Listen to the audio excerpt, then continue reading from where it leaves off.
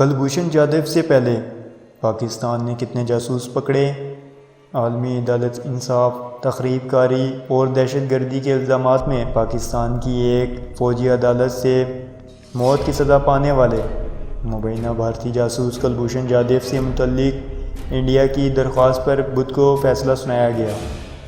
عالمی عدالت انصاف نے رواں برس 18 سے 21 فروری تک کلبھوشن جادھو کی درخواست پر اس وقت عام سماعت کی تھی جب انڈیا پاکستان میں پلوامہ میں دہشت گردی کے حملے کے بعد کشیدگی اپنے عروج پر تھی اور دونوں ملک ایک اور جنگ کے دہانے پر کھڑے تھے۔ عالمی عدالت نے 4 دن جاری رہنے والی اس سماعت کے بعد فیصلہ محفوظ کر لیا تھا جو بدھ کو سنایا گیا۔ پاکستان میں پچھلے 4 اشروں میں 1 درجن سے زیادہ بھارتی جاسوسوں کو سزا ہوئی، جن میں بعض کو سزائے موت سنائی گئی، لیکن ان کی سزا پر کوئی عمل درآمد نہ ہوا۔ البتہ ان میں کوئی لوگ جیل میں ہی وفات پا گئے۔ کلبھوشن جادھو پاکستان نے 4 مارچ 2016 میں کلبھوشن جادھو کی گرفتاری کی خبر کے ہمراہ ایک ویڈیو بھی جاری کی، جس میں اپنے اعترافی بیان میں وہ کہتا ہے کہ وہ انڈین نیوی کے حاضر سروس افسر ہیں اور بلوچستان میں ان کی آمد کا مقصد ان بلوچ علیحدگی پسندوں سے ہے جنہیں انڈیا امداد مہیا کرتا ہے۔ اطلاعات کے مطابق کلبھوشن جادھو نے حسین مبارک پٹیل کا نام اختیار کیا ہوا تھا اور بلوچستان میں ایران کی سرحد سے داخل ہوا تھا۔ پاکستان نے کلبھوشن جادھو کی گرفتاری کے بعد ایران سے مطالبہ کیا کہ وہ اپنی سرزمین کو پاکستان کے خلاف استعمال نہ ہونے دے۔ کلبھوشن جادھو شاید پہلے ایسے بھارتی جاسوس تھے جو پنجاب سے باہر پکڑے گئے۔ ماضی میں اکثر بھارتی جاسوس پنجاب کے مختلف علاقوں میں گرفتار ہوئے اور ان کی اکثریت کا تعلق بھی بھارتی پنجاب سے تھا۔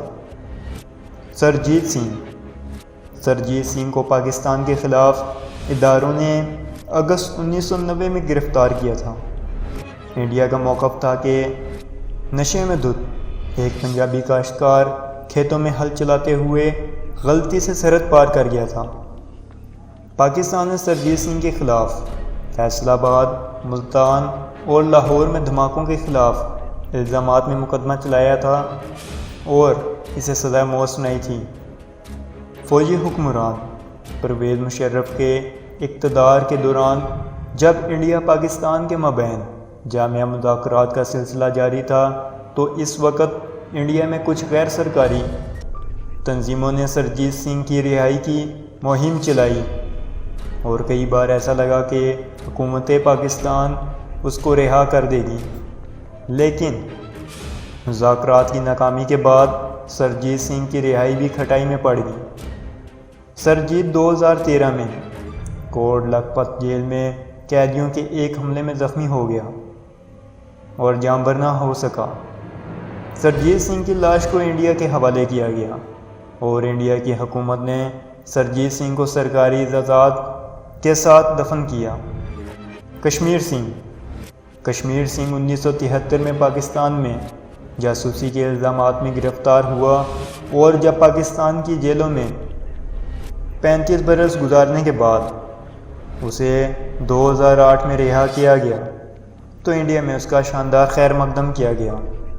کشمیر سنگھ کی رہائی میں انسانی حقوق کے کارکن انصار برنی کی کوشش کا بہت عمل دخل تھا۔